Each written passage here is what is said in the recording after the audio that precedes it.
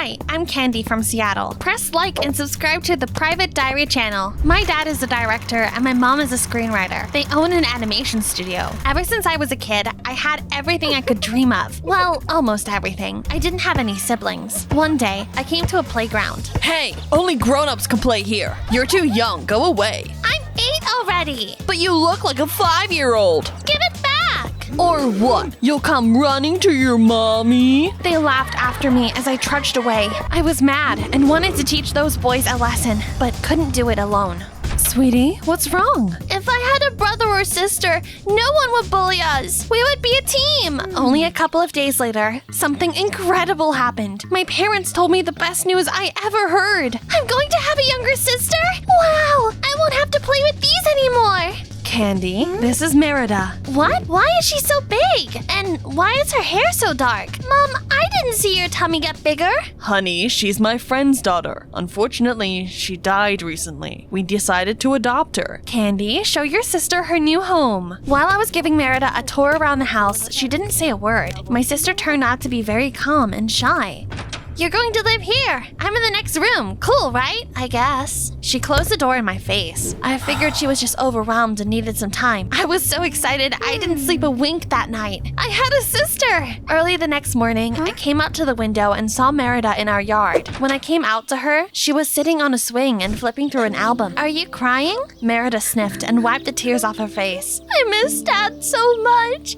We both loved fantasy. Dad used to draw all sorts of characters for me. I wanted to become a great artist like him. You can do it. I believe in you. Merida looked so gutted I couldn't help but hug her. To my surprise, she hugged me back, and I felt warm inside. From that moment on, we became inseparable. Merida infected me with her love for fantasy. We spent days playing video games, watching The Lord of the Ring, and sewing elf costumes. Did you forget your place, Squirt? If you mess with Candy, you'll have to deal with me. Merida dealt with my bullies like Gandalf had with orcs. She was awesome. I adored my sister, and the feeling was mutual. But everything changed when she started her senior year. I bought us tickets to see a movie premiere. I've already agreed to go with my friends. Sorry. Let's go out to her favorite cafe and play some video games. Some other time. I felt like Merida was slipping away from me and decided to talk to her. However, when I came to her room, I couldn't believe my eyes. She changed the Lord of the Rings poster to black pink. What are you doing? Not now, Candy. I'm studying. That stung. I went to my room and took out a box full of our old things, like my elf costume and Merida's drawings. They meant so much to me. I decided that I would not give up,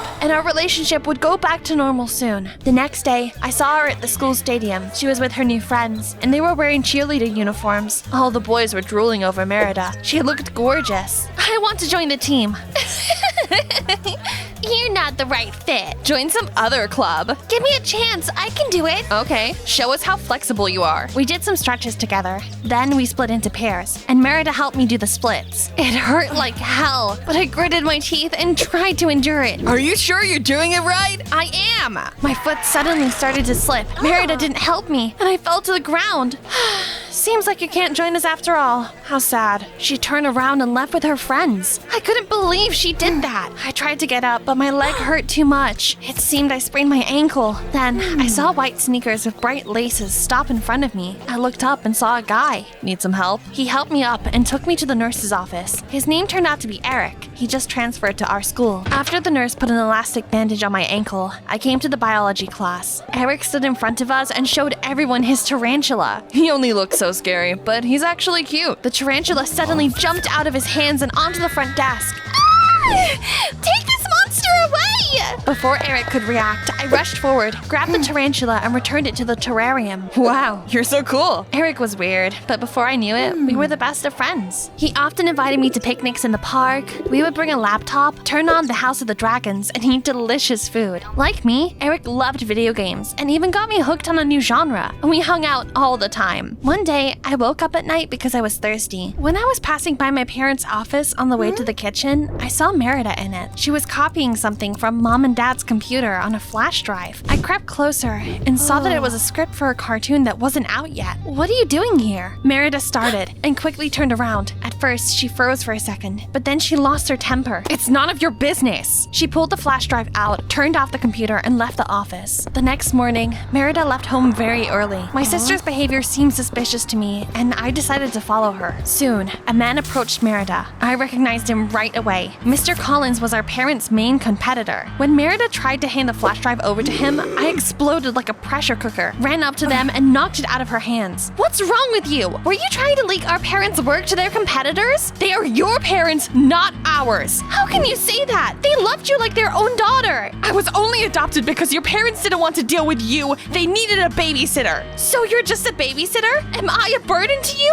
You don't know anything. Furious, Merida hailed a passing taxi and drove away. Mr. Collins left too. I stood on an empty street, alone. Why was Merida acting like that? When I got home, I didn't rat her out to our parents. Despite everything, I still hoped things would go back to the way they used to be. Soon, Merida turned 18. I decided that was my chance to bring our family closer together. We should surprise Merida. What a great idea! I hung drawings of Merida and her biological dad in our yard, ordered balloons and our favorite food. More than anything, I wanted to see Merida's face when she opened my gift. It hadn't been easy to get my hands on a new fantasy game from a limited edition. She's going to love it. Sorry, sweetie. We need to leave for work. Have fun together. That sucked, but I tried to stay positive. I had to wait for Merida, but she was running late. When I called her, she didn't answer. Was she okay? I sat in the yard until evening. It was already getting dark when Merida finally came. "Happy birthday, little sister! Where have you been?" "I was celebrating with my friends." Merida didn't even look at my gifts. Instead, she stared at something behind me. Suddenly, her mouth twisted in anger. She ran up to the drawings, tore them down, and turned around to storm off. "Wait, what's wrong? Just leave me alone. Why are you being like this? Candy, wake up! The world doesn't revolve around you. It's about time you realize that. I have a life of my own." When Merida left, hot tears streamed down my face. She was probably right. I hadn't reached her,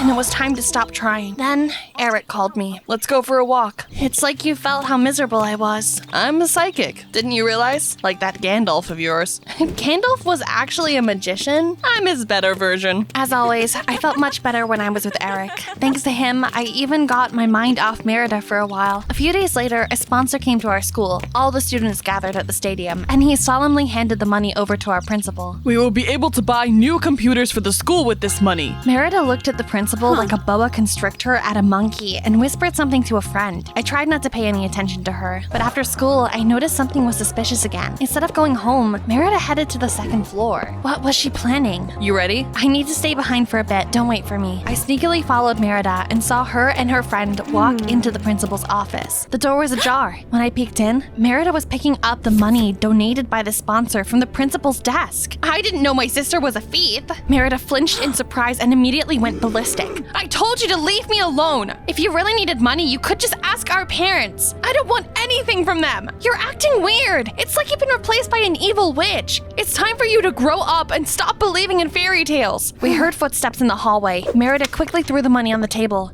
What are you doing here? Did you try to rob me? "Mr. Johnson, it was Candy. We barely got here in time to stop her." At that moment, I wondered if Merida really was an evil witch from a fantasy movie. "Mr. Johnson, they're lying!" But the principal only knew Merida as a good student and a cheerleader captain, so he believed her. Mom and Dad were called to school. Nothing of this sort has ever happened in my school before. Candy is going to be expelled. I couldn't believe it. My sister set me up and I was about to be kicked out of school. I'm not a thief. Do you believe me? Candy didn't do it. I was nearby and saw everything. Eric stood up for me and sounded so convincing that even the principal believed him. You went home and couldn't have seen what happened. Why did you lie? I just know you didn't do it. At that moment, I saw Eric in a new light. I didn't just think of him as a good friend anymore. When our eyes met, I felt shy, and for some reason, my heart started pounding. When we got home, it turned out that while my parents and I had been away, Merida had packed her things and left. We tried to call her, but she didn't answer the phone. If you know why Merida is acting like this? Tell me. Sweetie, we don't have any idea either. Maybe she just grew up and decided she didn't need us anymore. I didn't want to believe it,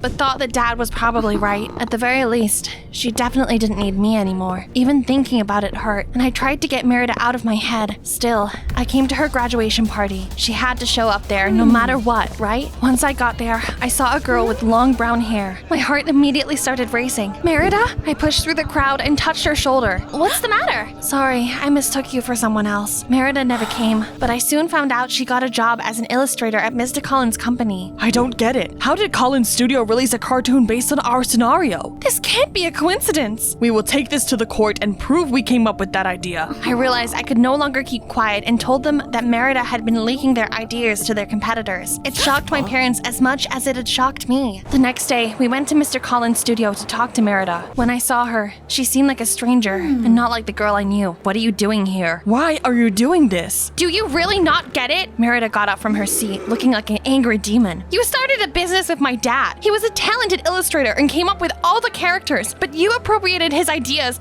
left him with nothing, and started working alone. Merida, Dad was seriously ill. We had no money for his treatment. He died because of that. But you didn't even try to help him, even though your family was rolling in it. I tried to rob the principal to hire a lawyer and sue you. As I listened to Merida, I couldn't believe any of it was true. My dad would have never done that. Every word that came out of my sister's mouth seemed to gut him. It really is my fault. I didn't help him in time. But it wasn't like that, Merida. Your father was the one who decided to work alone and struck out. For a while, I tried to help him, but he was too proud to accept help and admitted defeat. I didn't know about his illness. All I could do was take you in when I found out you were left alone. We've always thought of you like our own daughter. Nothing has ever changed. I'm going to pay for your father's illustrations so that the whole world will see his characters. Merida burst into tears. She looked as lost as she had the day I comforted her on the swing when we were kids. I don't care about the money. I just wanted justice. I was wrong. I know it now. You will always have a place at our home. You're a part of our family, and that will never change. Merida covered her face with her hands. Her shoulders were shaking, and at that moment, she looked very young. I came closer and hugged her. She hugged me back. Nothing had felt right lately, but that moment was perfect. In court, Merida told the truth and took our parents' side. You ungrateful wench! Don't even think about coming to my studio again! Of course she won't. Why would she come to a loser like you? My daughter will work with the best team. Merida's now working at our parents' company. Over the past year, she has become the head illustrator there, and her dad's characters are now known all over the world. By the way, Eric and I became an item. You know, now I definitely have everything I could have ever dreamed of.